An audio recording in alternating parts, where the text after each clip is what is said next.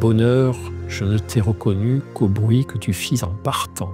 J'ai eu souvent le sentiment, en tant que médecin psychiatre, que je connaissais ce que les patients traversaient parce que je l'avais traversé moi-même.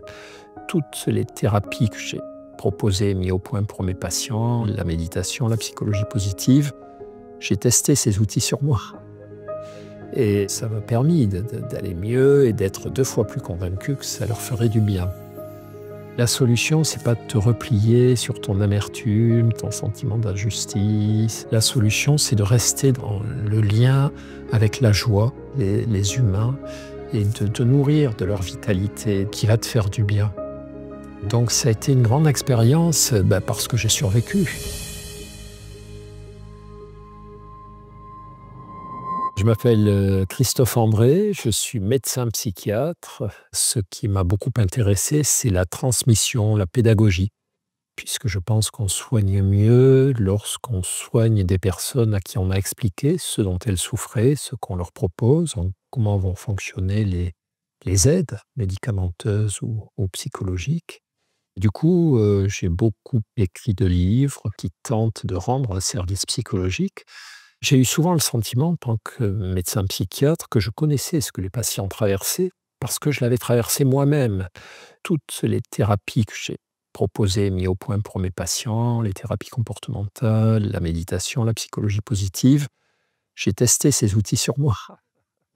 Et ouais, ça m'a permis d'aller mieux et d'être 2 fois plus convaincu que ça leur ferait du bien. Il y a aussi les moments où le médecin est atteint d'une maladie, non pas psychiatrique, mais organique, comme on dit, somatique, du grec soma, le corps. Moi, ça a été mon cas. J'ai eu un cancer en 2015, un cancer du poumon. Et j'ai trouvé ça très injuste. Toutes les maladies sont injustes, évidemment, mais cancer du poumon, dans l'imaginaire de la plupart d'entre nous, c'est le cancer du fumeur. Or, j'ai beaucoup de défauts, mais j'ai jamais fumé, j'ai jamais aimé ça, pas eu à faire d'efforts. Et ça a été une expérience incroyable, ce cancer, ce moment où les cancérologues vous confirment qu'il s'agit bien d'un cancer. C'est un moment inoubliable. Il y a des moments inoubliables dans nos vies, de façon positive, des grands moments de bonheur, et puis des grands moments de terreur, ou d'effroi, ou de peur. Tous les patients qui ont reçu le diagnostic de maladie grave, comme le cancer, et il y en a d'autres, mais le cancer est très marquant, ont la scène fixée dans leur mémoire. Et moi, c'était mon cas. C'est quand même un choc important d'apprendre qu'on a un cancer, parce que le cancer, dans notre imaginaire, c'est la mort. Et c'est comme s'il y avait un réflexe conditionné dans nos esprits qui fait que dès qu'on nous dit « vous avez un cancer », instantanément se met en marche tout un récit anticipatoire « je vais mourir, je vais mourir ». Et donc, évidemment, ça on pourra en reparler, mais les humains détestent cette idée qu'ils vont mourir. La plupart des activités humaines, elles sont faites pour fuir l'idée de la mort, pour penser à autre chose, pour se distraire. Donc, pendant la consultation, on m'explique que j'ai un cancer et où on m'explique ce qui va se passer. Évidemment, comme tous les patients, j'oublie les 9/10 de ce qu'on me dit.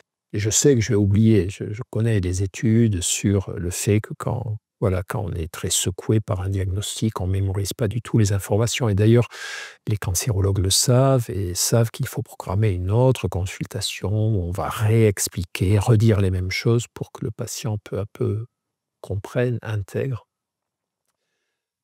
Je sors de la consultation avec 2 impressions. Une impression de bouleversement physique, comme un cosmonaute qu'on a largué dans l'espace, là, puis la capsule est partie et il est tout seul.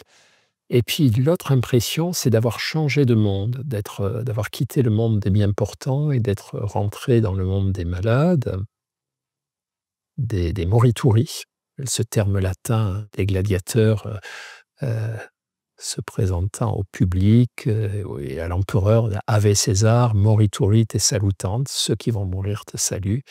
Et donc, tout d'un coup, voilà, je suis un morituri, je suis destiné à mourir beaucoup plus tôt que prévu. bref, ça chauffe, quoi, ça chauffe. Et donc le premier truc que je décide de faire, je vois bien que je suis dans un état anormal, mais ne remonte surtout pas sur ton scooter, ne téléphone surtout pas à ton épouse ou à tes proches, parce que là, tu vas leur faire peur, tu vas mal t'y prendre. Donc, je vais me poser sur un banc de l'hôpital. C'était à la Pitié-Salpêtrière, un vieil hôpital parisien avec des cours intérieures. Je m'assieds sur un vieux banc en pierre. Je me dis, OK, pose-toi, médite un peu, laisse décanter tout ce grand bazar, ces grandes frayeurs, ces grands effrois là qui sont dans ta tête. Et là, tu as un moment suspendu, dont je me souviens aussi bien que l'annonce du diagnostic, où je respire, j'entends tous les bruits autour de moi, les oiseaux dans les arbres, les bruits de la circulation au loin. Bizarrement, les émotions dominantes à ce moment-là, c'est pas la peur de mourir, c'est la tristesse. Je me dis: «C'est con quand même, c'est vraiment bien la vie. Ça serait dommage d'arrêter si tôt». C'est souvent comme ça l'esprit humain. On se rend compte de notre bonheur au moment où on va peut-être le perdre, ou au moment où on l'a perdu, hein. C'est la célèbre phrase de Raymond Radiguet, l'auteur qui a écrit le Diable au corps, qui avait écrit quelque part dans un de ses poèmes: «Bonheur, je ne t'ai reconnu qu'au bruit que tu fis en partant». On se rend mieux compte des choses formidables de notre vie lorsqu'on s'apprête à les perdre ou lorsqu'on les a perdues. Et donc là, je suis triste. Je suis dans le chaos intérieur et dans la tristesse en me disant: «Oh, quand même, quel dommage, quel dommage de quitter le navire». Et puis après, après, il y a tout le reste, quoi. Toute cette traversée du cancer, après le choc de l'annonce, l'entrée dans la maladie, dans le statut de malade, hein. Après, c'était des trucs très bizarres quand on est malade. C'est-à-dire, en tout cas, ce genre de maladie, on croise des gens dans la rue qui rigolent, qui ont l'air insouciants, en bonne santé, et on se sent très différent d'eux. On se dit: «Merde, ils ont de la chance, ils vont vivre. Moi, je vais peut-être mourir». Donc au début, il y a un peu d'agacement, d'envie, et puis au bout d'un moment, on se dit: «Non, non, ça c'est con, c'est pas la bonne voie». La bonne voie, c'est, si tu le peux, c'est pas facile, de te réjouir pour eux, tant mieux pour eux, et surtout de te nourrir de leur vitalité, de te dire: «Bah, la solution, c'est pas de te replier sur ton amertume, tes tristesses, ton sentiment d'injustice, tes angoisses. La solution, c'est de rester dans le lien avec la joie, avec la vie, avec la nature, avec les humains, et de te nourrir de toute cette vitalité qui va te faire du bien». Donc ça a été une grande expérience, parce que j'ai survécu. Sinon évidemment, ça aurait été une expérience catastrophique pour moi et mes proches, mais j'ai eu cette chance qu'on a trouvé ça au début. On dit souvent que les psychiatres ne font pas psychiatrie par hasard. Ça se vérifie dans mon cas, évidemment. Moi, je viens d'une famille où il y avait de la souffrance non dite et non soignée. De la souffrance non dite, c'est-à-dire que mes parents, notamment, avaient des difficultés psychologiques. C'était des gens qui ont fait de leur mieux, hein, pour nous élever, mon frère et moi, de la meilleure des façons, mais qui ne prenaient pas soin d'eux, qui étaient des grands anxieux, grands dépressifs. Mon père avait un problème avec l'alcool. C'était des gens qui travaillaient dur et qui n'avaient pas intégré ce que notre époque a intégré, c'est-à-dire qu'on a le droit de chercher à être heureux, on a le droit de chercher à s'épanouir. Eux ont mené des vies de devoir, principalement, et ils allaient pas bien, et ils nous ont transmis un petit peu, sans le vouloir, un certain nombre de leurs difficultés. C'est une des grandes inégalités d'ailleurs dans la condition humaine, hein. Vous savez, les humains sont très différents, il y a des très grandes inégalités. Il y a des personnes qui sont en très bonne santé et d'autres qui ont la malchance d'être en moins bonne santé. Et puis aussi, il y a des personnes qui ont eu la chance d'avoir des parents qui allaient bien et donc d'être exposé à des modèles de parents qui fonctionnaient bien, de voir comment on s'y prenait pour être heureux, comment on s'y prenait pour limiter son stress.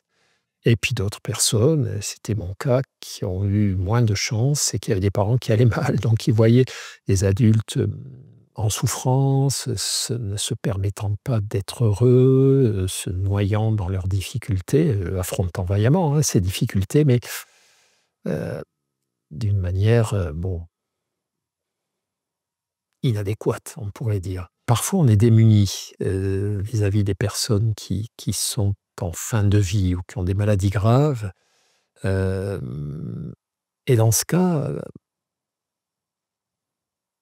on se met à avoir peur du silence. Et derrière le silence, on a ce sentiment d'impuissance, de rien pouvoir faire. J'ai écrit, il y a quelque temps, un livre sur la consolation, parce que la consolation, c'est exactement ce créneau.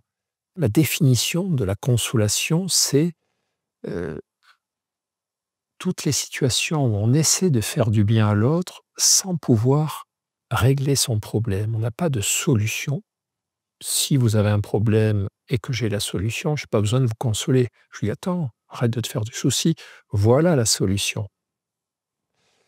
Si par contre, je n'ai pas la solution à votre problème, qu'est-ce que je peux faire? Alors je peux bien sûr vous mentir, vous donner des paroles d'espoir auxquelles je ne crois pas, «Tout ira bien, t'inquiète pas» et cetera.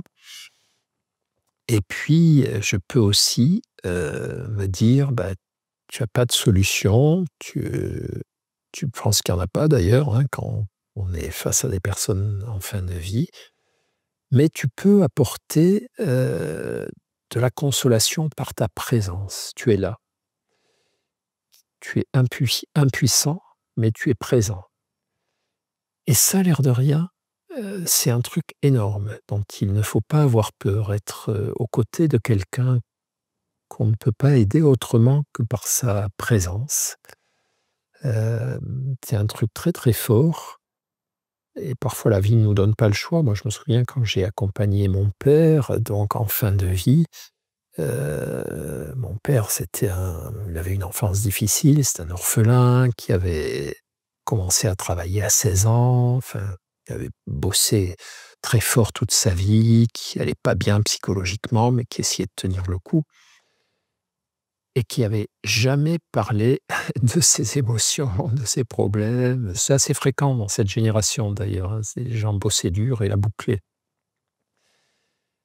Et ça a été pareil quand il a eu un cancer, il ne voulait jamais voir les médecins, il était très content et très fier que je sois médecin, mais il ne voulait surtout pas mettre les pieds chez les médecins. Quand je lui disais: «Mais papa, franchement, tu» il dit: «Non, moi ma grand-mère, elle a jamais vu un médecin de sa vie et le jour où elle est allée voir un médecin, le lendemain, elle était morte». Il dit: «Bah oui, bah, c'était parce qu'elle avait trop attendu». Enfin bref, il a fait pareil. Et donc, quand j'ai réussi à le conduire de force, faire ses examens et il avait un cancer généralisé, il est mort, en quelques mois et ça a été impossible de parler avec lui.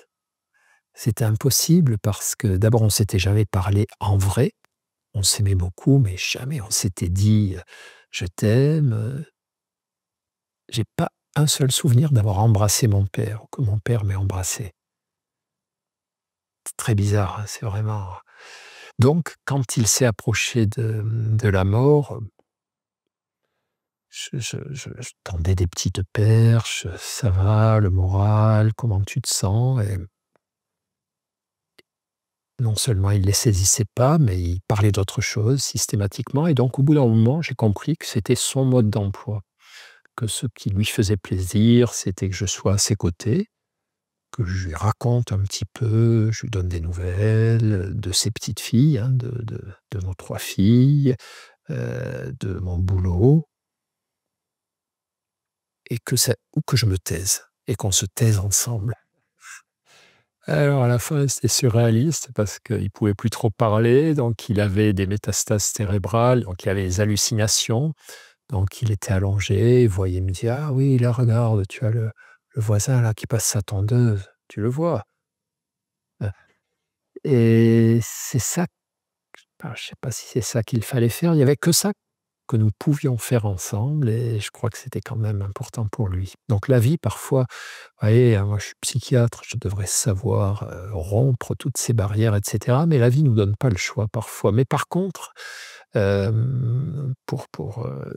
pense quand même qu'il faut pas avoir peur d'être impuissant à aider quelqu'un et à ce moment-là, c'est la présence sincère, la présence, aimante qui peut nous consoler de cette impuissance et apporter, quelque chose, je crois.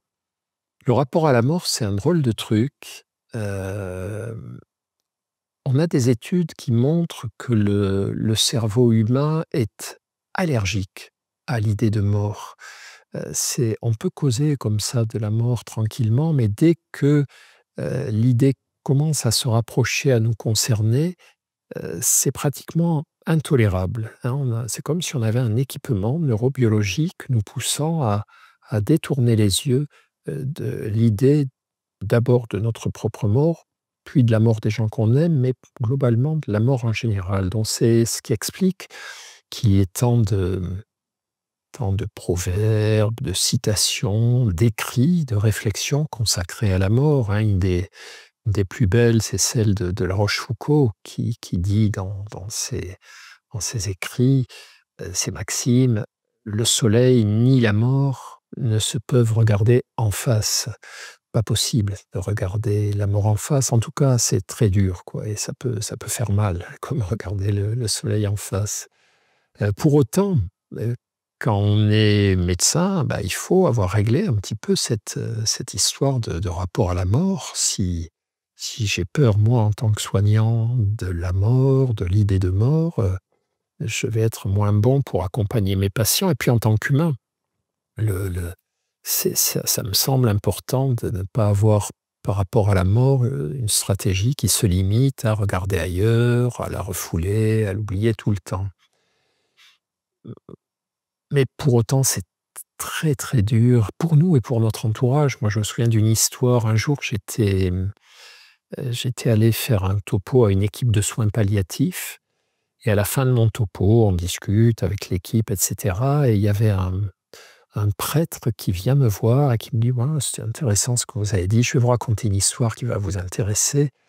Et c'était un jour, il allait visiter une dame qui était en soins palliatifs et donc qui allait mourir, très visiblement. Elle était dans ses dernières, semaines, peut-être ses derniers jours, et hem, la dame avait envie de parler du fait qu'elle allait mourir et de sa disparition prochaine. Et donc, il y avait son mari dans la chambre avec elle et puis le prêtre était là. Donc tous les 3, ils parlaient de choses et d'autres et tout à coup, la conversation commence à aller vers ce sujet. Elle fait comprendre au prêtre qu'elle aimerait parler de ça et le prêtre, lui dit: «Vous voulez qu'on parle un petit peu de cette peur de la mort?» et cetera. Et le mari se jette sur eux en disant: «Mais non, mais tu vas pas mourir! Tu vas pas mourir! Qu'elle va pas mourir!» Et là, et le prêtre et la dame comprennent que le mari va disjoncter, quoi, si on parle de ça, et tout le monde se tait et on n'aborde pas le sujet. Et ça, c'est quelque chose qui est très, très fréquent. Là, on a besoin d'en parler, on a envie d'en parler. Enfin, pas tout le monde d'ailleurs, parce que quand vous regardez ce qui se passe en soins palliatifs, faut pas idéaliser, faut pas romantiser ce qui se passe en soins palliatifs. Très fréquemment, lorsque vous visitez des patients qui sont en soins palliatifs, c'est pas des grandes conversations métaphysiques sur la mort. Ils sont en train de regarder la télé, ils sont ravis que vous soyez là avec eux, vous asseyez à côté d'eux et vous regardez, la question pour un champion avec eux. C'est important pour eux. Ceux qui ont envie d'en parler, c'est pas tout le temps, c'est pas le plus souvent, donc il faut respecter ces choses-là et de façon générale d'ailleurs, lorsque les personnes ont une maladie grave, ou sont en phase terminale, c'est eux qui doivent décider. Donc c'est à nous, les soignants, les visitants, les aidants, de leur dire: «De quoi tu veux qu'on parle?» Dans notre livre sur la traversée du cancer, on a fait tout un petit chapitre d'aide où on explique, aux patients, on leur dit: «Exprimez vos besoins». Et les besoins, c'est quoi? Les besoins, c'est simple, c'est en tant que malade, il y a des jours, j'ai envie qu'on me change les idées. J'ai pas envie que les gens arrivent avec des têtes tristes à mon chevet parce que je vais mourir. Je vais mourir, donc si en plus je vois que des gens qui font la gueule, qui pleurent, qui sont tristes, ça double la dose de détresse. Donc il y a des jours, j'ai envie que les gens viennent avec le sourire, avec des histoires de vie, qui me racontent, des histoires drôles, qui me racontent ce qu'ils ont fait, qu'on regarde un film drôle ensemble. J'ai envie de voir des gens rigolos. Et puis il y a d'autres jours, le lendemain peut-être, j'ai pas envie de voir des gens rigolos, superficiels. J'ai envie qu'on parle de choses importantes. J'ai envie peut-être de parler de la mort, j'ai envie de parler de ce qui restera après moi. Donc, ça semble incohérent, mais c'est pas incohérent. C'est-à-dire qu'on soit malade ou en bonne santé, on a des besoins qui couvrent l'ensemble de ce que peut apporter une vie humaine. Parfois, on a envie de rire, parfois, on a envie d'être sérieux, parfois, on a envie de se changer les idées, parfois, on a envie de parler de choses profondes. Et quand on veut aider un patient, c'est à nous, qui allons bien, pour le moment, de dire: «Écoute, est-ce que tu veux qu'on parle de tes inquiétudes, ou est-ce que tu veux qu'on parle de toute autre chose? C'est toi qui me dis, tu vois, de quoi tu as besoin en ce moment, quels sont tes besoins?» Toujours demander, finalement, ce qui va faire du bien à l'autre. Si on veut lui faire du bien, c'est lui qui va nous donner le programme. On vit une époque où on valorise beaucoup l'expression des émotions, dire aux gens qu'on les aime, et cetera, et qu'il y a beaucoup de personnes pour qui c'est difficile. Pour moi, c'est difficile. Moi, je suis plus à même de montrer aux gens que je les apprécie, que j'ai de la sympathie pour eux, de montrer à mes proches que j'ai de l'amour pour eux, mais indirectement. À dire à quelqu'un: «Je t'aime», tu sais, «Je t'aime énormément», trop dur. Donc, je crois que dans ces cas-là, évidemment, il faut essayer de son mieux, quoi, de se rapprocher quand même de l'expression, de l'affection pour autrui ou de l'estime. Heu, Peut-être, par exemple, l'écrire. Ça m'est plus facile, par exemple, d'écrire, et souvent j'encourage les gens qui ont du mal à dire les choses, je les encourage à les écrire, à les mettre, par écrit. L'écrit, c'est très, très fort. L'écrit, c'est très fort parce que ça nous permet d'avoir moins peur de nous. Les personnes qui sont taiseuses, qui sont très pudiques, une de leurs peurs, c'est, si elles se mettent à exprimer ce qu'elles ressentent, de pleurer, de craquer. Elles veulent pas, elles sont trop pudiques pour ça. Donc si j'écris, et ça, je pleure en écrivant, mais l'autre ne le voit pas, j'arrive à clarifier. Puis elles peuvent avoir peur aussi des réactions de la personne qu'elles ont en face. Donc moi, je considère que l'écrit, c'est quelque chose de formidable, que notre époque sous-estime un petit peu et sous-utilise.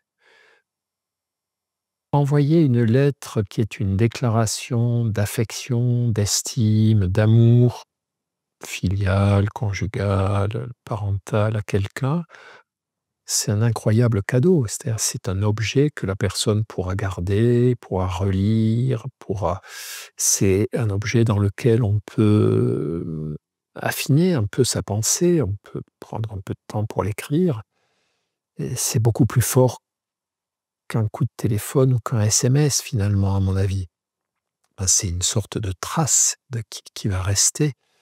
Donc pour les personnes qui sont très, très pudiques, j'encourage évidemment ce type de comportement. Puis après, je crois qu'il y a une façon de montrer qu'on aime quelqu'un, c'est l'écouter, hem, être vraiment à son écoute. Je crois que pour un parent, montrer à ses enfants qu'on les aime, c'est, écouter ce qu'ils nous disent, essayer de comprendre ce qu'ils aiment, être attentif à leur vie, les aider matériellement, heu c'est une question d'âge, certainement une question de génération, mais parfois je suis gêné par la l'inflation, des bons sentiments. Voilà, les parents qui disent 20 fois à leurs enfants qu'il les aime, par 20 fois par jour, hein. Je me demande si finalement c'est pas comme manger trop de bonbons ou boire trop d'alcool, quoi. Si ça finit pas par sinon faire du mal, du moins par, provoquer une sorte d'habituation hédonique. Vous savez, en psychologie positive, on on a un mécanisme qui s'appelle l'habituation hédonique qui décrit ce phénomène, qui est l'habitude qu'on prend vis-à-vis des bonnes choses et on oublie qu'elles sont bonnes. On donne souvent l'exemple de la douche chaude, quoi. Le matin, en général, on prend une douche chaude. La plupart des gens, en tout cas dans notre pays, et qui ne vivent pas à la rue, et c'est génial. Mais on s'aperçoit que c'est génial que le jour où le chauffe-eau est en panne, ou bien qu'il y a plus d'eau. Et là, on se dit: «Merde, l'eau est glacée ou je peux même pas me laver ce matin. Alors qu'est-ce que c'était bien et puis qu'est-ce que la douche d'après, quand tout sera réparé, sera bonne?» Et l'habituation hédonique, c'est ça, c'est le devenir aveugle, trop s'habituer aux bonnes choses et finalement ne plus les savourer, ne plus en prendre la mesure. Si on me dit tout le temps que je suis formidable et qu'on m'aime, c'est génial, hein, ça fait du bien, il y a pas de doute. Mais si c'est trop, je vais être moins touché par ces histoires-là. Mais ça, c'est un message très rétro que je vous délivre. Je suis pas sûr que ça soit dans l'air du temps. En terminale, en cours de philo, j'ai eu un grand choc existentiel avec, Freud. J'ai trouvé ça génial. Je découvre la psychologie avec Freud, en fait. Je viens d'une famille où on ne parle pas de psychologie, où on ne fait pas de psychologie, où on serre les dents, où on n'exprime pas ses émotions, où voilà, on n'a aucun droit et que des devoirs. Et là, je découvre, l'inconscient, les pulsions, les rêves, les actes manqués et je me dis: «Non, non, non, c'est beaucoup mieux que la physique et les maths, il faut que tu fasses ce truc-là». Avec l'impression que c'est intéressant, mais sans doute aussi inconsciemment, la certitude que ça allait me sauver, que ça allait m'éviter de partir dans une vie de souffrance mentale, non assumée, non traitée, non exprimée, enfin un peu ce qu'avaient subi mes parents. Je dis ça à mes parents et tout le monde est un peu affolé. C'est tous les clichés qui étaient beaucoup plus grands à l'époque qu'aujourd'hui, hein, sur les psychiatres, aussi fous, sinon plus fous que leurs patients, et cetera.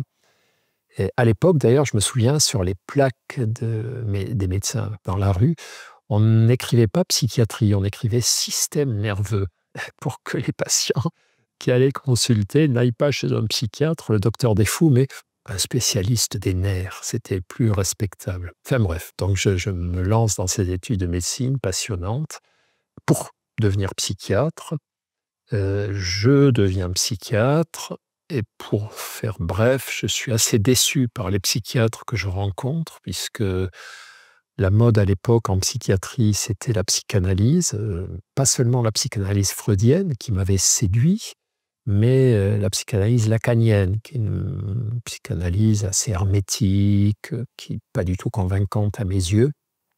Donc là, je suis à 2 doigts d'arrêter et puis finalement, je persévère, je rencontre des psychiatres, qui pratiquent une psychiatrie humaniste, bienveillante pour les patients, qu'il y ait des psychiatres qui n'oublient pas qu'ils sont soignants et qu'ils sont médecins et donc ça me remet sur les rails et puis voilà, là c'est parti.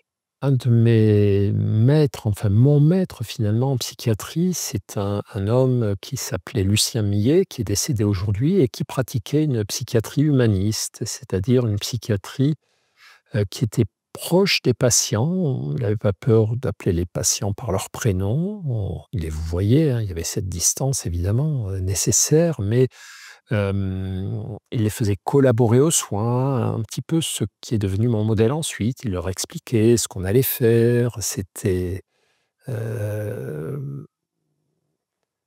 ça paraît évident, hein, quand on dit ça comme ça, la bienveillance vis-à-vis des patients, mais à l'époque, ça ne l'était pas. Les psychiatres qui étaient psychanalystes étaient souvent assez froids, assez distants, au nom de ce qu'on appelait la neutralité bienveillante en théorie, mais qui ne l'était guère.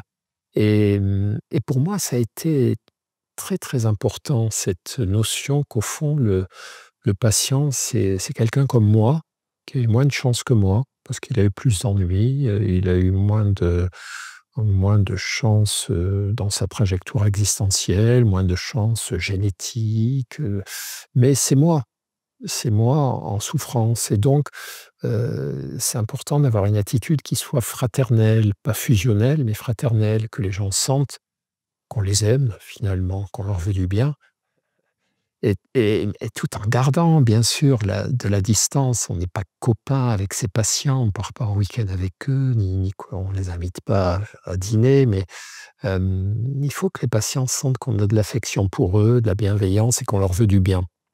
Moi, je me souviens, quand j'ai démarré ma carrière d'enseignant, et donc j'accueillais des étudiants en stage, à l'hôpital qui assistaient aux consultations, avec moi et donc je me souviens très souvent, ces étudiants étaient un peu pétrifiés quand je faisais rentrer le patient. Ils restaient assis à leur chaise à côté de mon bureau et ils disaient bonjour aux patients de loin et j'étais souvent obligé de leur dire: «Non, non, non, quand le patient rentre, vous vous levez, vous souriez, vous allez vers le patient, vous l'accueillez avec gentillesse» parce que le patient, quand il vient nous voir, il n'a pas envie de venir nous voir. Qui a envie d'aller voir un psychiatre? Personne. Il vient parce qu'il souffre et avant de rentrer dans notre bureau, on est à Sainte-Anne, il a peur. Il a peur qu'on le boucle, qu'on lui fasse des électrochocs, qu'on lui mette une camisole de force. Il y a tous ces espèces de vieux clichés qui traînent encore à l'esprit de certains patients. Donc, c'est quelqu'un qui souffre et qui a peur. On se doit de l'accueillir avec chaleur, avec gentillesse, avec bonté, de l'accueillir, quoi, tout simplement. Et il ne faut pas être froid, il ne faut pas être neutre. Donc, ça paraît tout bête hein, quand on dit ces choses-là, mais bah, c'est pas si universel que ça. C'est pas si universel que ça, cette importance de la bienveillance dans le soin. On m'a parfois fait remarquer que j'étais comme un littéraire contrarié. Mon souci, ça a toujours été de pouvoir proposer aux patients des thérapies scientifiquement validées. Pas des trucs que j'aurais inventés comme ça. Pour autant, après coup, je me suis rendu compte que j'avais fait des études scientifiques parce que, on m'avait dit de faire des études scientifiques. Parce qu'à l'époque, les bons élèves étaient tous dans les filières scientifiques et on avait l'impression que les filières littéraires, c'était pas des premiers choix, c'était les gens qui étaient incapables de faire des sciences. C'était stupide, mais c'est comme ça qu'on raisonnait à l'époque. Et en réalité, par exemple, mes meilleures notes au bac, je les ai eues en philo et en français. J'ai eu 18 en philo, en français et j'avais, je sais pas, moins en maths et en physique. Et toute ma vie, j'ai adoré lire et adoré écrire. Et finalement, je découvre comme ça, à la fin de ma vie, que je suis un littéraire, un pur littéraire, que j'ai foi en la science, mais que la science me paraît beaucoup moins sexy que la littérature. Les mathématiciens trouvent que les mathématiques sont charmants et pleins de poésie, et cetera, mais moi, ce que je trouve charmant et plein de poésie, c'est la littérature et pour plein de raisons. D'abord, peut-être finalement parce que, c'est une source d'inspiration pour mon métier de soignant. C'est Freud qui écrivait, je ne sais plus où, la chose suivante qui est très juste, il lisait partout. Alors Freud était un petit peu orgueilleux quand même, un peu content de lui. Bon, il avait de quoi, c'était un visionnaire, même s'il a pas mal triché, pas mal truqué, mais c'est quelqu'un qui a été important dans notre discipline. Et donc il disait: «Partout où je suis allé, un poète était passé avant moi». Autrement dit, tout ce que j'ai découvert avait été découvert par les littéraires, les poètes, les théâtreux, les romanciers, et cetera, et cetera. Et il avait raison. Il avait raison, c'est-à-dire que heu heu, toutes les grandes œuvres de la littérature ont exploré le fonctionnement de l'esprit, le fonctionnement des émotions, les souffrances psychologiques, ont exploré la manière dont on réagit à la maladie, au vieillissement. si vous êtes fasciné par l'être humain, par la psyché humaine, vous êtes forcément fasciné par la poésie et la littérature. Ce sont des pures expressions de ce psychisme humain. Il y a ça. Et puis il y a aussi le fait que j'ai toujours considéré que les livres étaient des outils très puissants, des outils de prise de conscience ou d'évasion. On a beaucoup d'études qui montrent par exemple que la lecture de romans développe les capacités à l'empathie, à la compréhension d'autrui. C'est ce qu'on appelle les expériences vicariantes. On vit la vie de quelqu'un d'autre et donc on rentre dans les réflexions de quelqu'un d'autre, les émotions de quelqu'un d'autre. Moi j'adore découvrir des romans. Alors à la fois j'adore les livres dans lesquels je me retrouve. Je me dis: «Ah, mais c'est exactement ce que je ressens». L'auteur m'adore qu'un auteur décrive avec précision des choses qu'on ressent de manière un peu floue. Donc il y a ce genre de bouquins-là, mais il y a aussi les livres où on est complètement sur les fesses, quoi, parce qu'on n'aurait jamais imaginé que quelqu'un puisse raisonner comme ça, avoir telle ou telle vision. Donc dans tous les cas, c'est fantastique. Tantôt le sentiment de fraternité, de communauté humaine, tantôt le sentiment de découvrir ce que j'appelle la psychodiversité. Là, il y a une biodiversité, la variété des espèces biologiques, des plantes, des animaux, et il y a une psychodiversité chez les humains, il y a des fonctionnements très différents dont l'humanité a besoin en général. Et il faut dans une communauté humaine qui est des anxieux, des dépressifs, des jaloux, des paranos, des bienveillants, des rigolos, et pour faire un équipage qui permette de traverser les tempêtes. Mais pour revenir au bouquin, euh,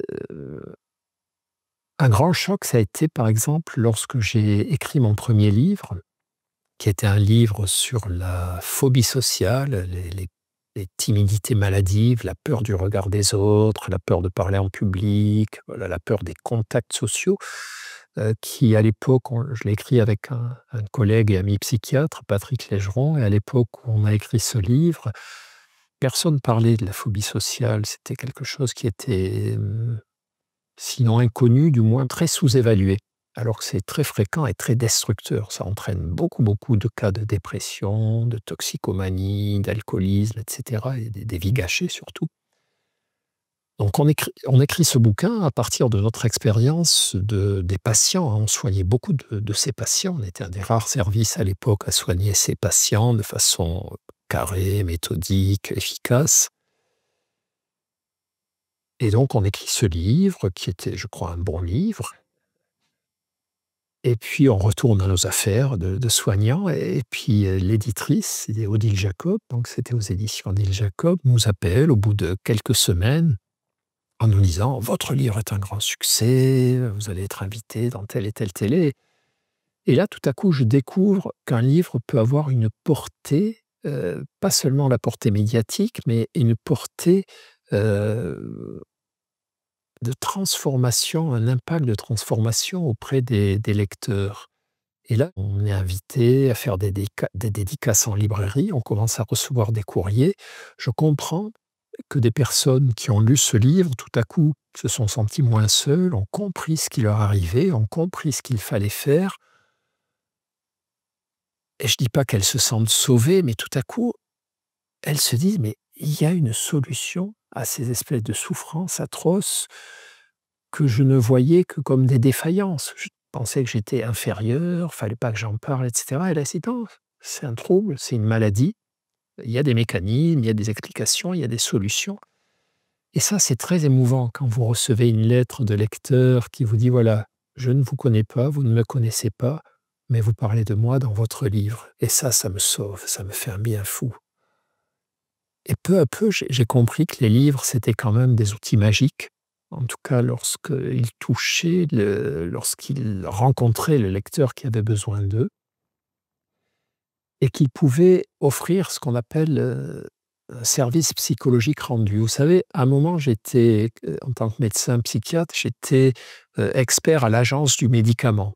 C'est-à-dire, c'est une agence officielle, hein, qui décide, quand un labo veut proposer un nouveau médicament, si ça vaut la peine ou pas, quoi. En gros, si c'est juste un truc qui existe déjà, mais sous une forme différente ou s'il y a un vrai service médical rendu. Est-ce qu'il est élevé?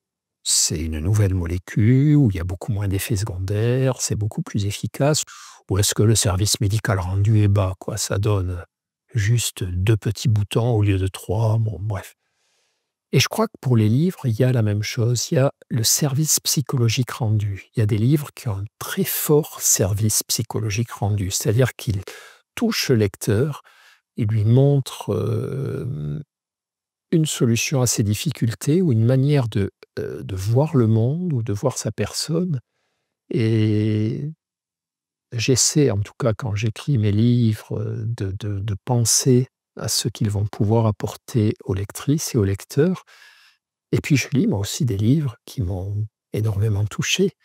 Moi, il y a des lectures qui m'ont transformé, mais comme tout le monde, d'ailleurs.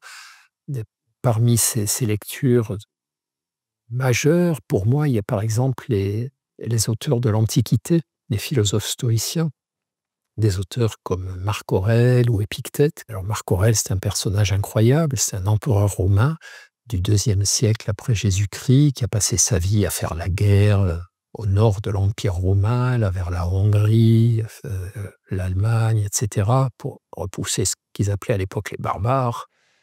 Et le soir, il écrivait sur son lit de camp, sous sa tente, voilà, ses pensées, où il s'efforçait de devenir un meilleur humain, d'être moins énervé par les autres, de garder sa lucidité par rapport aux flatteries, de surmonter ses appréhensions, d'affronter la mort en face, etc.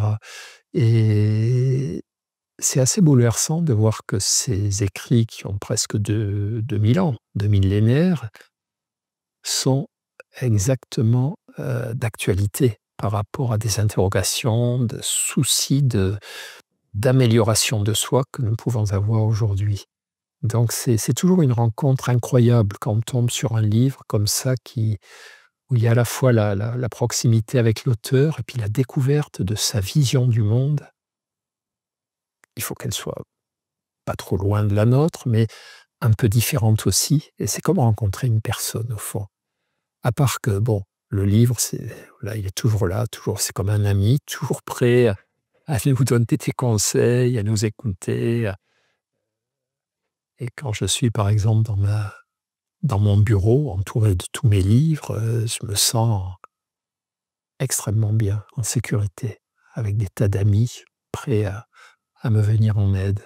Parmi les livres dont je conseillerais la lecture à des personnes qui sont malades ou qui souffrent ou qui sont en fin de vie, hem, c'est délicat parce que finalement je vois ça plutôt sous forme de compagnonnage avec des auteurs. Je crois qu'il y a plusieurs sortes d'auteurs. Il y a des auteurs, qui nous parlent de choses graves, hem,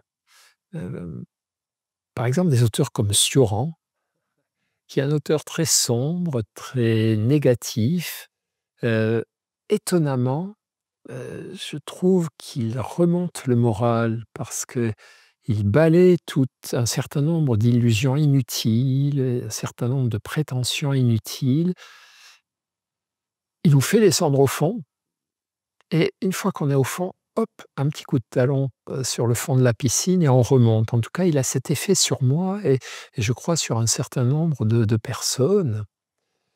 Et puis sinon, il y a des auteurs qui célèbrent à l'inverse, la vie, l'incroyable beauté, générosité de la vie, des gens comme, Christian Bobin, le poète, qui lui alors nous ouvre les yeux, sur le fait que c'est vraiment génial d'être en vie, mais là où Bobin était malheureusement, il est décédé, était un type, génial, un auteur génial, n'ayons pas peur des mots. C'est qu'il ne masquait jamais le côté douloureux et sombre de l'existence. Il y a une de ces phrases que je ne connais pas par cœur, mais où il dit: «Voilà, il y a des anges autour de nous, tantôt ils nous offrent des bouquets de fleurs, tantôt ils nous balancent des claques, on ne sait pas pourquoi, et la vie est merveilleuse comme ça, parce qu'elle est incompréhensible». Et les livres de Bobin sont très réconfortants parce qu'ils ne cachent rien des souffrances et des difficultés. Il a une autre phrase assez géniale, Bobin, sur l'absurdité des conflits entre humains.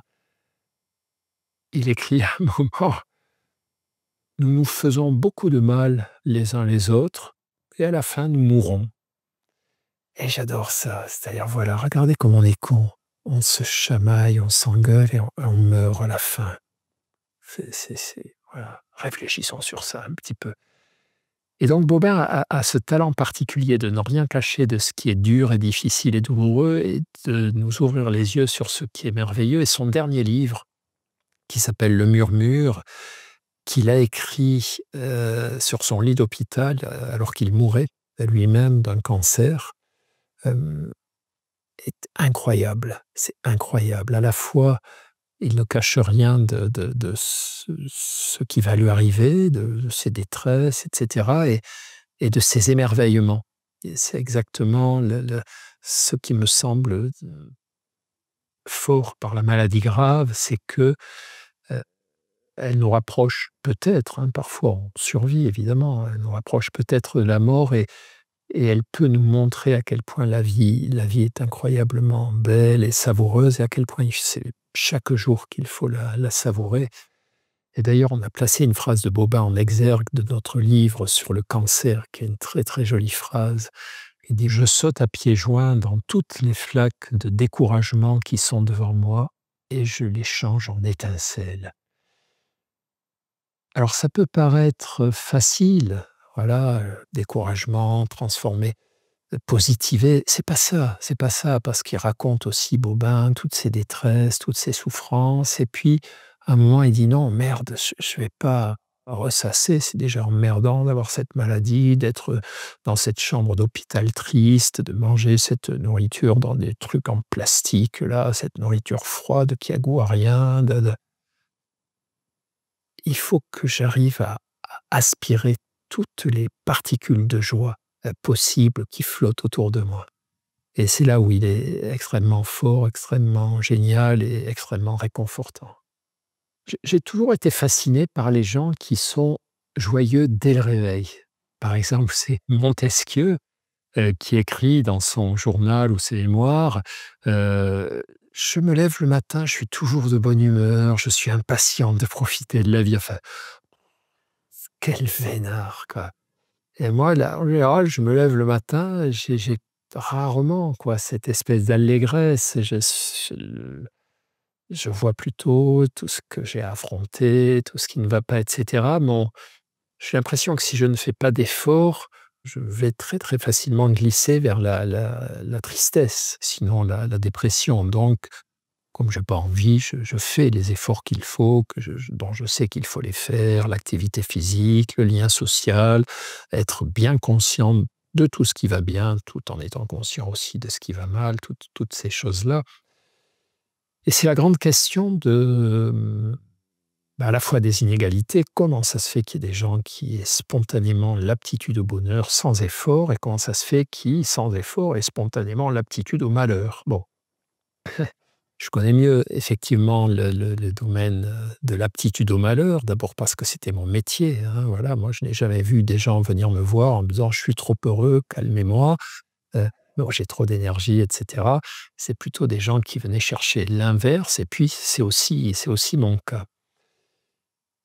Et pour autant, je suis persuadé que le bonheur peut se cultiver. On a beaucoup d'exercices en psychologie positive qui nous aident à travailler sur ça.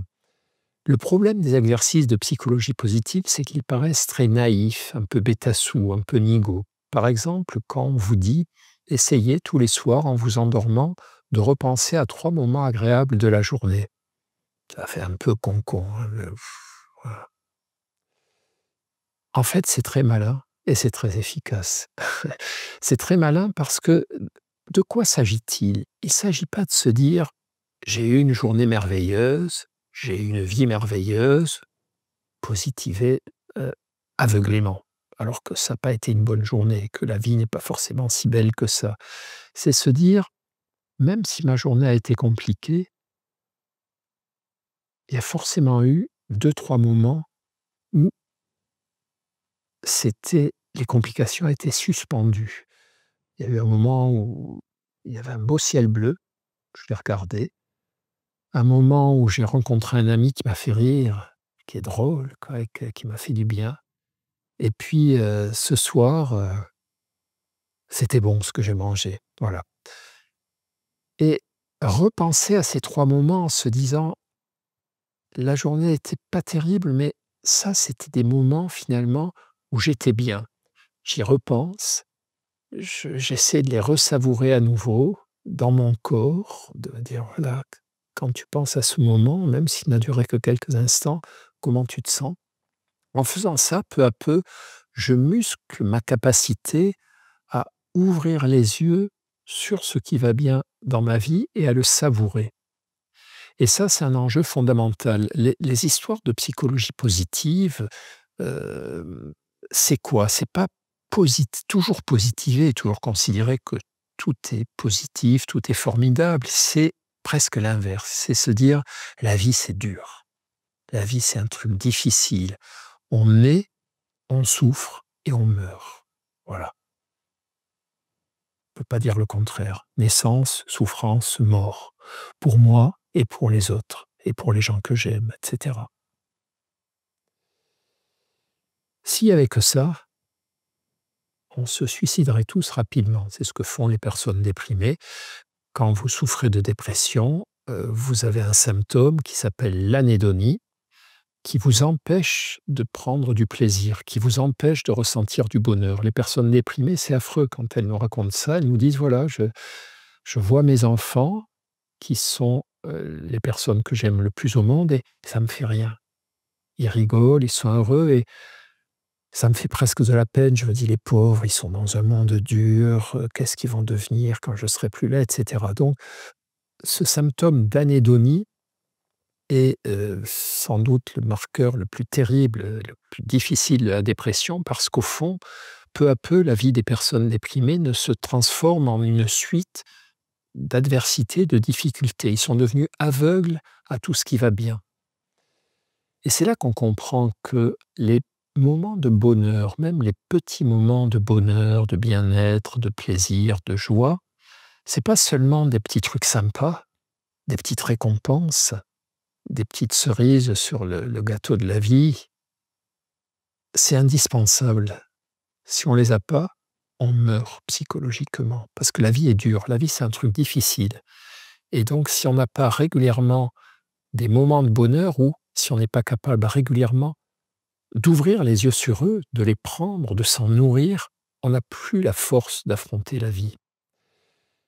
C'est Paul Claudel, l'écrivain Paul Claudel, qui avait cette formule magnifique, très juste. Il disait: «Le bonheur n'est pas le but, mais le moyen de la vie». C'est pas tant que ça soit un but à poursuivre, c'est un moyen pour survivre. Si je n'ai pas cette essence dans mon moteur qu'est le bonheur, j'ai pas de résilience, j'ai pas de force, j'ai pas d'espérance pour les moments où la vie est difficile. Et elle est souvent difficile, la vie. Je considère que la vie, c'est pas un truc simple, c'est pas un truc facile. Il y a du chagrin, il y a des larmes, il y a des adversités, il y a des pertes, il y a des échecs. Sans le bonheur, on est cuit. Et donc, tous ces petits exercices de psychologie positive, se dire: apprends à voir ce qui va bien au milieu de ce qui va mal. Apprends à repêcher, apprends à savourer, apprends à te nourrir de ça. Je pense que c'est à prendre très au sérieux. C'est pas du tout, le bonbon rose, positivant, youplala, et cetera. Par rapport à notre vie émotionnelle, il y a une chose dont je suis sûr et certain, et cette certitude me vient à la fois des études scientifiques et de mon expérience en tant que soignant et en tant qu'humain, c'est que tout ce qui relève de notre vie émotionnelle n'obéit qu'à une logique et qu'à une loi, c'est l'entraînement. Ce n'est pas la volonté, ce n'est pas la décision, c'est l'entraînement. C'est complètement inutile, de se dire: Voilà, c'est le 1er janvier» ou c'est «Allez, résolution, je vais moins stresser» ou «Je vais être plus heureux, je vais voilà, ma femme, mon mari me dit que je profite pas assez de la vie, allez, je vais profiter de la vie, je vais moins stresser, je vais moins déprimer, je vais moins m'angoisser. Ça marche pas. Ça marche pas. C'est comme si je me dis: «Allez, je vais devenir plus mince, par la force de la volonté, ou je vais courir plus vite, ou je vais avoir plus de souffle, ou je vais être plus souple». Résolution. Ça marche pas comme ça. Pour devenir plus souple, pour avoir plus de souffle, il va falloir que tous les matins, je fasse des assouplissements, des étirements, du yoga. Si je veux courir plus vite, plus longtemps, je vais devoir m'entraîner quotidiennement et peu à peu, je vais développer mes capacités physiques à avoir telle ou telle qualité. C'est pareil pour nos émotions. Si je veux être plus heureux, ressentir plus souvent du bonheur, il ne faut pas juste le vouloir, il faut que je fasse ces fameux petits exercices de psychologie positive, repenser tous les soirs en m'endormant à 3 bonnes choses de la journée, même si la journée a été difficile, surtout si la journée a été difficile. Quand je rencontre des gens, ne pas me focaliser juste sur leurs défauts, ce qui m'agace chez eux, mais voir aussi ce qu'ils ont de génial, de fonctionnel, d'intéressant, dont je pourrais m'inspirer. Toutes ces choses-là que je vais répéter jour après jour, c'est un entraînement. Pareil pour le stress, l'anxiété, la dépression. M'entraîner à voir comment je réagis à telle ou telle petite difficulté, régulièrement me prépare à affronter les grandes. Donc, toute notre vie émotionnelle obéit aux mêmes lois que notre vie physique. C'est-à-dire s'entraîner, répéter, nous prépare à développer des aptitudes qui ne peuvent pas être développées par simple décision. Ça, c'est une grande loi de la vie psychologique. Elle n'est pas sensible à l'acte décisionnel, je veux être comme ceci ou je veux être comme cela. Elle est sensible à l'entraînement, à la répétition des exercices. La méditation, ça a été une des grandes histoires de ma vie, en termes de technique, de pratique personnelle. Ça a été une des grandes histoires de ma vie parce que c'est un outil incroyable, à la fois d'une simplicité absolue et d'une efficacité absolue également. La méditation, pour bien comprendre ce dont il s'agit, souvent les gens voient ça comme une sorte de super relaxation, une méthode pour se détendre, faire le vide dans sa tête, ou bien comme une espèce d'outil de lévitation pour planer, pour découvrir voilà, des espaces intérieurs incroyables. En réalité, c'est pas ça. La méditation, c'est un entraînement de l'esprit, mais aussi du corps, à cultiver un rapport apaisé et lucide avec le monde et avec moi-même. Tous les mots sont importants. Entraînement, la méditation, ça ne marche que si on pratique. Le concept de méditation ne guérit pas. La pratique de méditation guérit et transforme.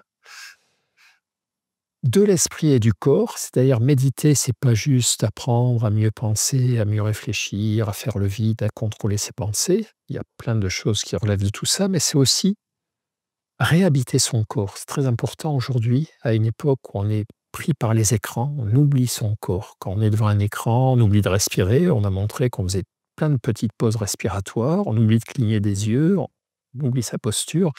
Donc la méditation, c'est un entraînement dans lequel on se sert beaucoup du corps, on se sert beaucoup de la respiration, on se sert beaucoup des sensations corporelles. On prend soin de son corps parce qu'on sait que si le corps va mal, l'esprit ira mal. Les tensions, les colères, les énervements, les agitations sont inutiles pour régler nos problèmes existentiels. Et lucide, c'est pas une super relaxation, c'est pas juste se détendre, mais aussi comment j'affronte ce qui est dur pour moi. Par exemple, quand je médite et qu'il y a un bruit affreux autour de moi, de perceuse, de circulation, quel impact ce bruit a sur moi? Est-ce que je me dis: «Ah, c'est pas vrai, il suffit que je veuille méditer, voilà, c'est le bordel avec la perceuse, avec le» et me dire: «Mais est-ce que finalement la façon dont tu surréagis à ce bruit, c'est pas la façon dont tu surréagis dans ta vie aux problèmes?» En te braquant contre eux, en voulant qu'ils n'existent pas, au lieu de te dire: «Tu pas le choix, donc est-ce que tu peux réagir différemment?» puisque tu dois subir ce bruit, est-ce que tu peux faire qu'il ne crispe pas ton corps, qu'il ne réactive pas dans ton histoire tout le narratif, comme quoi ta vie est une succession d'emmerdements, que c'est la faute des autres et que tu es nul. Donc ça, c'est une dimension importante de la méditation et c'est pour ça qu'on dit c'est apaisement et discernement. C'est le calme et la lucidité. Voir les choses telles qu'elles sont et se dire, est-ce que je ne peux pas cultiver avec l'adversité un autre rapport que le rapport de baston, de fuite, de désolation que j'ai habituellement. Et enfin, dernier point de la définition, c'est un travail sur moi et sur le monde. La méditation, c'est pas un repli nombriliste sur moi, me mettre dans ma bulle et voilà, savourer, y voir plus clair, me détendre. C'est aussi me dire, mais comment tu fonctionnes ici-bas, quoi? Quels sont tes liens avec les autres? Qu'est-ce que tu peux faire qui soit peut-être utile, qui soit aidant, qui soit précieux? Quelle est ta place? Voilà. Et toutes ces questions font partie aussi, hein, ces questions du lien avec l'environnement sont très importantes dans les pratiques méditatives. Donc ça, c'est la définition. Voilà, c'est sans médicaments, mais ça a un effet transformateur de notre cerveau. Il y a des très très belles études. Moi, c'est un peu ces études d'ailleurs qui m'avaient euh, convaincu d'utiliser la méditation à l'hôpital Sainte-Anne, qui montrent par exemple, c'est un chercheur canadien qui avait fait ça à l'époque, qui s'appelle Zindel Segal, avec qui j'étais allé me former, qui avait montré que sur des populations de personnes déprimées, sévères, hein, avec des risques de rechute très importants, la méditation ne guérit pas la dépression, mais qu'une fois qu'elles étaient guéries grâce aux médicaments, on avait 2 options. Soit on les maintient 5 ans sous antidépresseurs pour qu'elles ne rechutent pas, c'est la règle. Si vous avez déjà fait 2-3 épisodes dépressifs sévères, le psychiatre doit vous dire: «Écoutez, là, on rigole plus. Si on arrête trop tôt, au bout de 3 mois, 6 mois, 1 an, vous avez un risque de rechute trop élevé». Donc c'est 5 ans, tarif. 5 ans d'antidépresseurs. Vaut mieux ça qu'une rechute, hein, sincèrement. Il y a une autre option, c'est apprendre la méditation, une forme de méditation spécifique qui s'appelle la pleine conscience, dont on a prouvé par beaucoup d'études qu'elle était efficace dans ce cas-là, et méditer très régulièrement. Eh bien, les populations de gens on tire au sort, on répartit les patients dans une de ces 2 familles. Ceux qui sont maintenus sous médicaments et ceux qui méditent ont les mêmes résultats, c'est-à-dire 80% d'entre eux, au bout de 5 ans, n'ont pas rechuté. Il y a quand même malheureusement 20% qui rechutent, mais la majorité ne rechute pas. Donc ça veut dire quoi? Ça veut dire qu'on n'est plus du tout dans l'autosuggestion, le petit gadget, etc. Ça veut dire que les personnes qui ont appris à méditer, et surtout qui continuent de méditer, hein, et c'est la pratique une fois de plus, développent au niveau de leur cerveau des transformations avec un impact biologique les protégeant de la rechute. Parmi les grands outils de ma pratique de médecin, c'est sans doute celui que j'aurais le plus pratiqué, et notamment lors de cette traversée du cancer que j'ai eu à affronter. Là, ça rigolait plus. C'est-à-dire en temps normal, je m'efforce de méditer 10 à 20 minutes tous les matins, puis après d'avoir régulièrement dans la journée des espaces de pleine conscience, des moments, vous savez, où on s'arrête et au lieu de regarder le portable, on se dit: «OK, tu as 5 minutes avant que ton train arrive ou avant que ton rendez-vous n'arrive. Profites-en pour te poser, pour faire un peu le point sur où tu en es dans ton corps. Est-ce qu'il y a des tensions? Comment tu peux respirer différemment? Qu'est-ce que tu as à l'esprit là qui s'agite? Laisse ça décanter, regarde un peu, voilà, qu'est-ce qu'il serait adapté de faire?» Donc tout ça, une sorte d'hygiène de vie, c'est comme faire un peu de yoga le matin, c'est comme aller marcher, aller courir régulièrement. Là, quand j'ai eu mon cancer, c'était plus l'hygiène de vie, c'était la survie. C'est je me dis: «Voilà, tu as parmi les 1001 facteurs qui peuvent aider à ta guérison, il y a en numéro un les traitements, la chirurgie, tous ces trucs-là, mais en numéro 2, il y a que tu prennes soin de toi, que tu prennes soin de toi, que tu mange des choses qui ne provoquent pas d'inflammation, hein. L'inflammation joue un rôle négatif dans l'évolution des cancers. pas sûr qu'elle les déclenche, mais en tout cas, une fois qu'ils sont là, elle les aggrave. Il y a l'activité physique, il y a les émotions. Je me suis acheté à l'époque, il y avait des cassettes vidéo, je me suis acheté plein de cassettes vidéo de films comiques, certains très cons, certains très drôles pour, voilà, me mettre en joie le plus possible compte tenu des circonstances. Et il y a la méditation. Et là, je méditais plus 10 minutes ou 20 minutes le matin, c'était 1 heure, 2 heures. Je mettais la gomme. Je ne sais pas si c'est ça qui m'a aidé, qui m'a sauvé, mais ça m'a fait du bien, ça m'a appris plein de choses parce qu'après, la méditation, c'est comme la course à pied, c'est-à-dire c'est pas la même chose de courir 20 minutes et de courir 3 heures. Quand vous courez 2-3 heures, vous allez à la rencontre de tout un tas de choses différentes dans votre fonctionnement physique, dans votre rapport à la fatigue. Et c'est pareil pour la méditation. Les méditations très longues, c'est ce qu'on fait quand on fait des retraites méditatives pendant 1 semaine. On passe toute la journée à méditer, soit assis, soit en marchant en silence, pieds nus dans l'herbe, etc. Là, on explose des zones très très différentes de notre fonctionnement habituel. Et ce que j'espérais en tout cas, c'est qu'on obtient aussi des bénéfices sur la pacification, la lucidité, le bénéfices biologiques aussi. On a montré que la pratique méditative modifiait des variables biologiques, abaissait l'inflammation, améliorait l'immunité cellulaire, notamment anti-cellules cancéreuses, par exemple. Même si on n'a pas de travaux directs là-dessus, on sait que ça améliore l'activité des cellules tueuses. Donc tous ces trucs-là, évidemment, ça m'intéressait beaucoup. Alors pour découvrir la méditation, il y a tout un tas de moyens. On peut déjà tester, il y a des tas d'applications qui marchent très très bien, hein. La plus célèbre, c'est Petit Bambou, mais il y en a d'autres. Donc là, on a des petits exercices sur mesure, très variés. On peut lire des bouquins. Moi, j'ai écrit plusieurs livres sur la méditation où il y a des audios. Donc là, déjà, on voit si ça nous parle ou non. Il y a des gens pour qui c'est l'enfer, la méditation. Être assis immobile, ça, c'est le cauchemar pour eux. Ils ont besoin de bouger. Donc, eux, ils vont faire plutôt du yoga, du tai chi, du sport.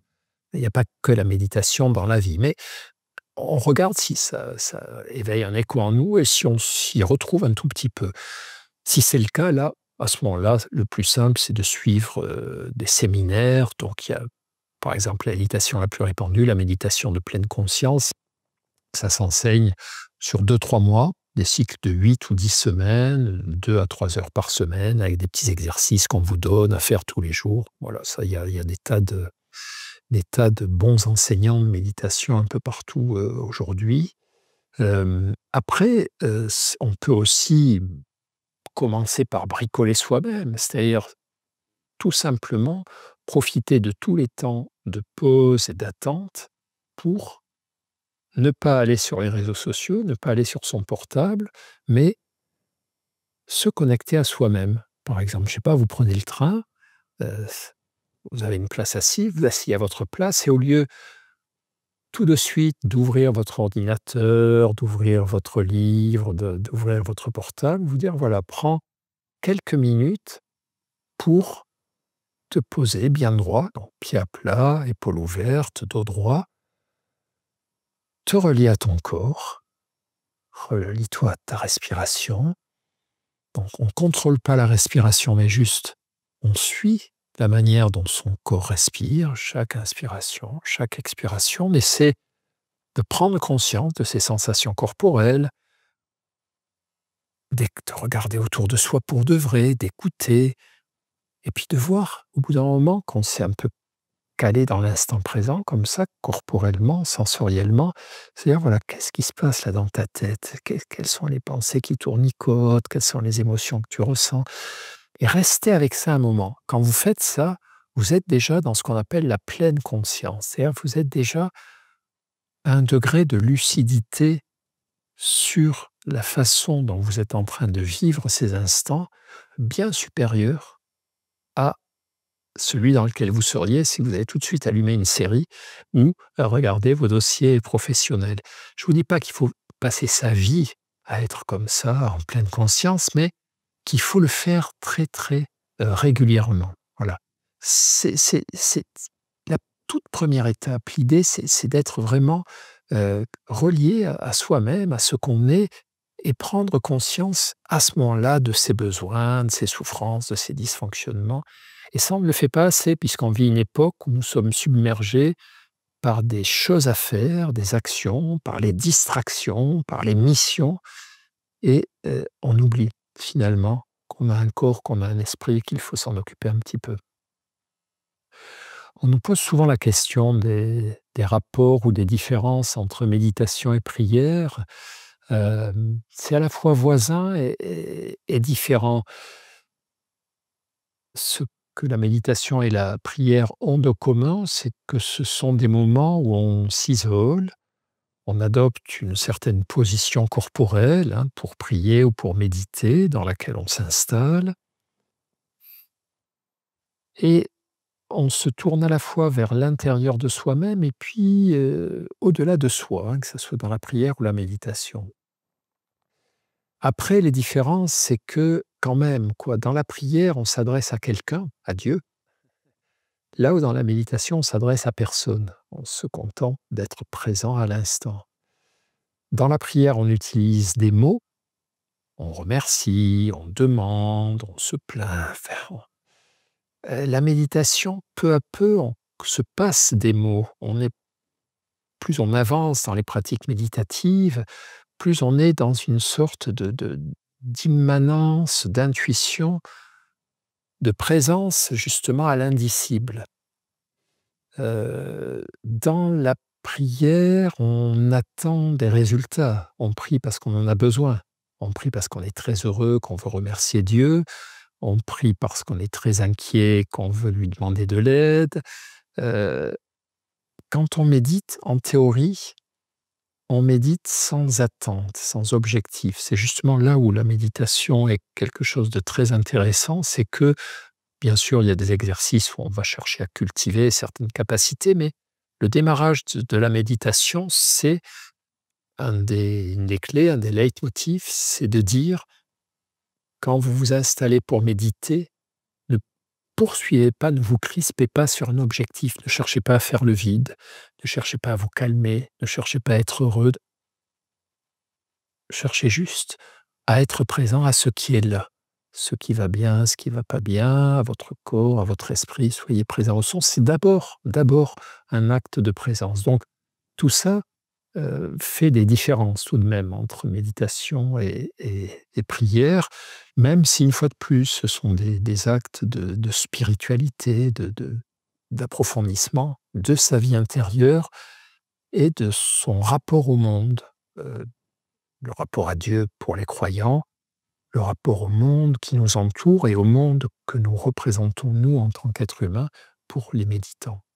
Je me souviens aussi de la veille de mon opération, donc on m'a enlevé un lobe, pulmonaire, le lobe où siégeait le cancer, puis on a retiré les ganglions qui permettent de voir si le cancer a commencé à essaimer dans le reste du corps ou pas. Il doit traverser les ganglions sentinelles, donc on enlève ça pour vérifier s'il y a ou non des cellules cancéreuses. Enfin bref, c'était quand même un gros truc et donc la veille de l'opération, je suis allé prier dans la chapelle de l'hôpital, hem et là, c'était aussi un espèce de moment incandescent, de ma vie où j'étais, mmh, voilà, je parlais à Dieu et j'avais l'impression qu'il m'écoutait.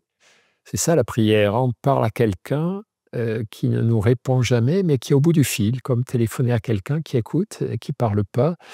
Je commence par le remercier, je dis: «Bon, bah, écoute, je sais pas ce qui va se passer, hein, toi tu sais, moi non, mais merci, c'était vraiment bien de cette vie que tu m'as offert jusqu'à présent». Je me suis régalé, quoi, ça m'a intéressé, il y a eu des moments géniaux, il y a eu des moments merdiques, il y a eu des plaisirs, il y a eu de la souffrance, mais globalement, franchement, je regrette pas. C'était top. C'était top de vivre ce que j'ai vécu, ce que tu m'as permis de vivre. Maintenant, il va se passer ce que toi tu sais, ce que moi j'ignore, mais juste, voilà, si tu peux me permettre de continuer un tout petit peu, ça serait vraiment cool. Donc là, je le raconte en rigolant, mais j'étais plus sérieux quand même, mon histoire et j'étais à fond. J'étais à fond dans cette prière, je sentais que ça me faisait du bien et puis peut-être que ça a marché, en tout cas les choses ensuite se sont bien déroulées et donc à ce jour, je suis guéri du cancer. C'est une maladie qui rechute, le cancer. Il n'y a pas que le cancer, la dépression provoque beaucoup de rechutes aussi si on ne prend pas soin de soi, mais et donc les cancérologues, ils sont très prudents pour vous annoncer, que vous êtes guéri. Le terme de guérison ne vient qu'après quelques années. Au début, vous êtes en rémission. Alors la maladie n'est plus là, mais elle peut revenir. Et donc ça aussi, ça crée un rapport au monde, qui peut être affreux, qui peut être marqué par l'angoisse. Dans mon cas, qui était marqué par la conscience que c'était beau de vivre et que même si ça devait prendre fin, le mieux que j'avais à faire, c'était de me réjouir de tout ce qui m'était donné chaque jour. Le problème de la souffrance, d'abord, c'est que ça fait mal, évidemment, mais c'est que c'est aussi un aimant attentionnel. Quand j'ai très mal, toute mon attention se recroqueville sur ce mal. Si vous avez très, très mal aux dents, c'est compliqué de voir que le ciel est bleu ou que, le film qui défile devant vos yeux est intéressant. Votre attention est focalisée sur le mal de dents. Si vous avez un gros chagrin d'amour, c'est compliqué d'accepter l'idée qu'il y a, des millions d'autres personnes à aimer sur terre et que la vie viendra à votre secours. Vous êtes trop noyé, votre attention est trop focalisée sur le chagrin d'amour. Et donc, c'est un des exercices classiques de la méditation, qui consiste à travailler sur la souffrance, c'est-à-dire à désincarcérer notre attention de la souffrance. Donc, par exemple, quand quelque chose nous fait souffrir, plutôt que de vouloir le chasser ou l'empêcher, accepter. Alors, l'exemple le plus classique, hein, quand on donne un enseignement de méditation, c'est les petites souffrances, c'est pas méchant, mais c'est quand on s'entraîne, il vaut mieux commencer par des choses faciles, hein. Si j'apprends à skier, je commence pas par la piste noire, j'apprends à tenir debout sur du plat. Et pour affronter la souffrance, c'est pareil.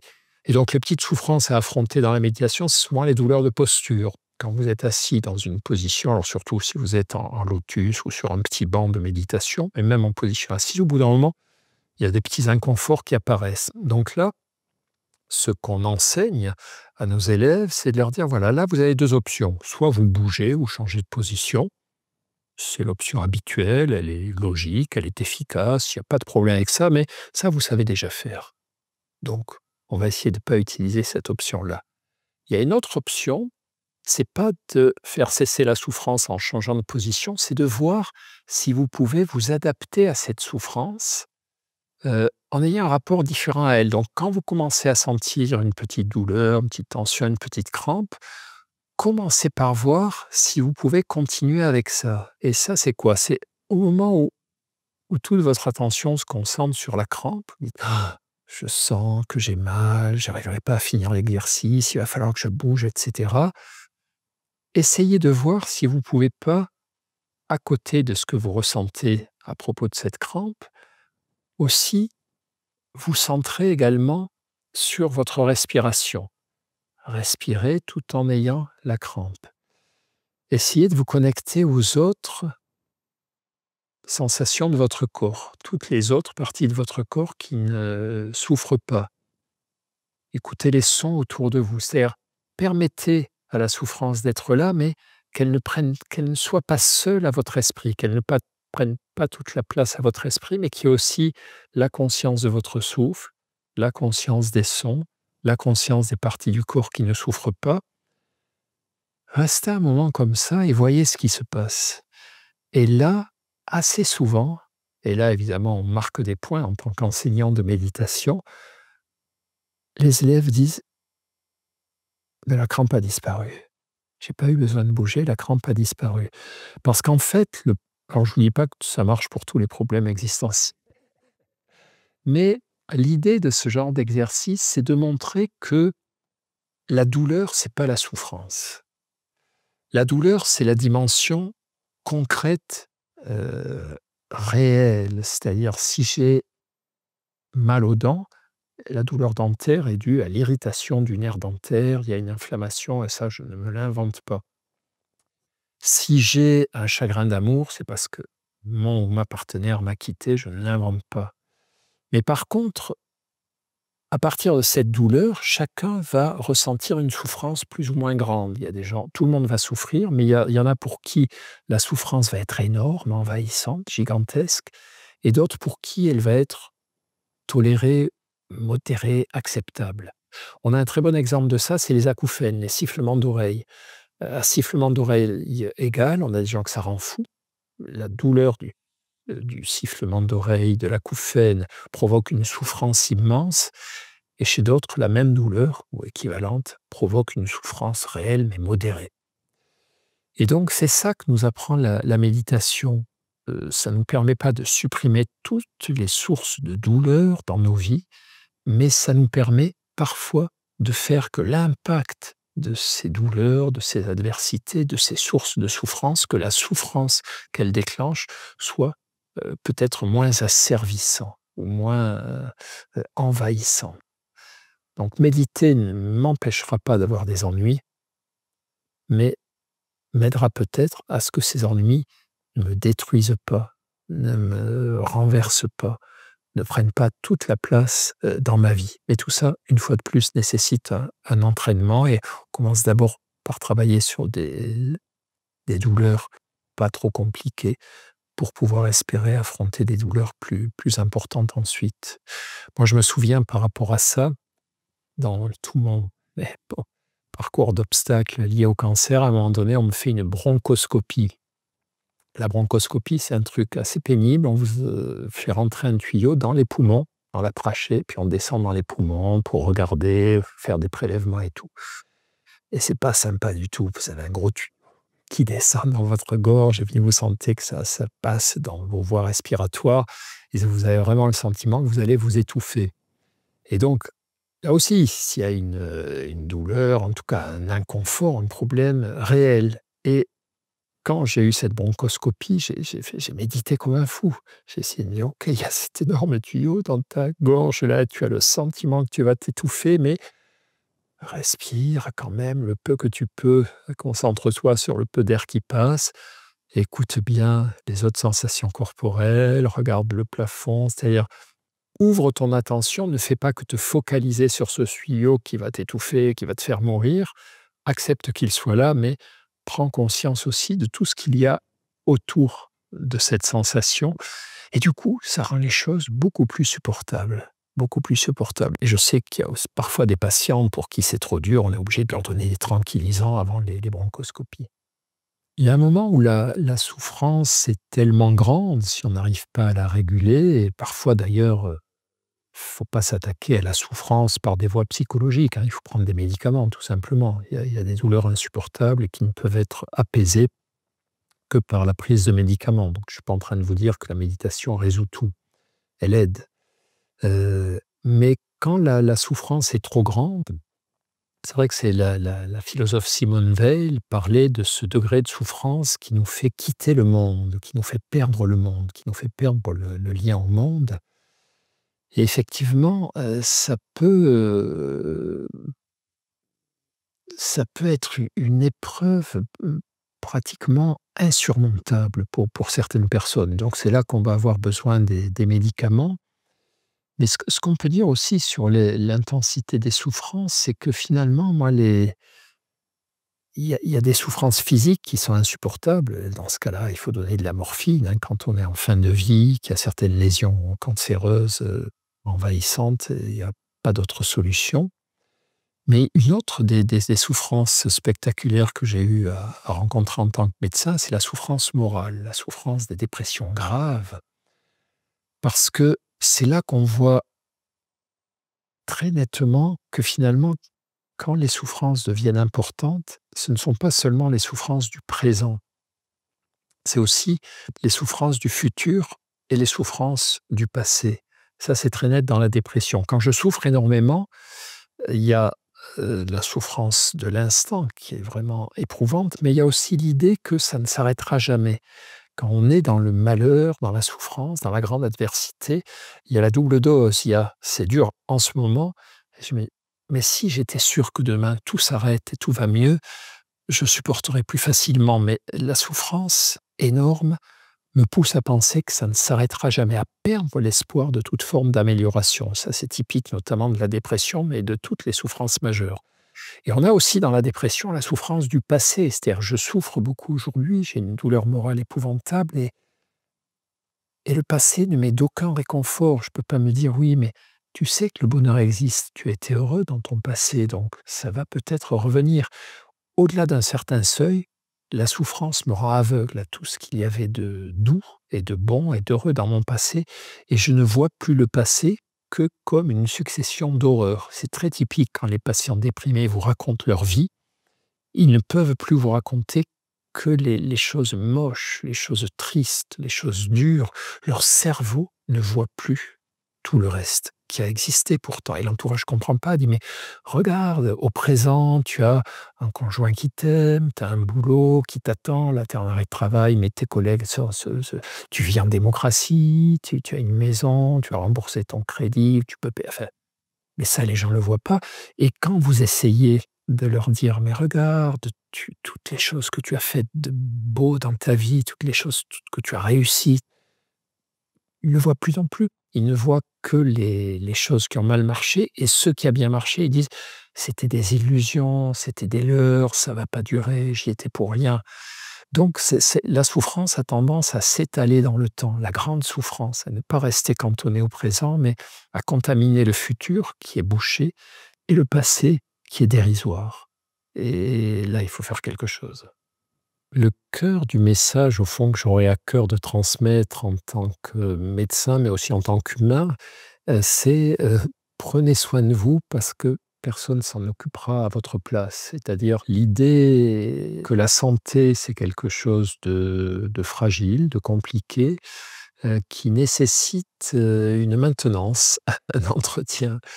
Moi, ça m'a beaucoup frappé de voir dans ma carrière, des personnes venir me voir en consultation et d'avoir ce sentiment que le seul moment qu'elles prenaient pour réfléchir sur elles, pour se poser, s'interroger, se demander comment aller mieux, c'était le moment où nous étions face à face, et que le reste de la semaine ou de la quinzaine ou du mois, elles faisaient autre chose que s'occuper d'elles. Elles travaillaient, elles s'occupaient de leur vie de famille, de faire les courses, la cuisine, le bricolage, ou de se distraire. La distraction, c'est très bien, on en a besoin, mais se distraire, ça n'est pas forcément s'occuper de soi. Avaler des séries, c'est pas s'occuper de soi en réalité. S'occuper de soi, c'est se mettre à l'écoute de ses besoins, se dire, voilà: «Qu'est-ce que me dit mon corps? Que me dit mon esprit? Et qu'est-ce qu'il faut que je fasse pour que ça aille mieux à l'intérieur?» Donc c'est ça mon message, c'est un message basique, simpliste, mais consacrez un tout petit peu de temps, de manière régulière, pour vous occuper de vous. Et ce qui est important, ça n'est pas un message égoïste. Il faut faire attention évidemment parce que notre époque est considérée comme une époque assez nombriliste, et prendre soin de soi, en tout cas la manière dont nous l'enseignons, c'est quelque chose qui n'est pas une démarche égoïste au fond, parce que, par exemple, dans le fait de prendre soin de soi, il y a prendre conscience de ce qu'on appelle l'interdépendance, le fait qu'on est très dépendant des autres personnes et qu'on ne peut pas aller bien tout seul, sans aller bien dans un groupe, dans une société. Voilà, ça serait un peu mon message.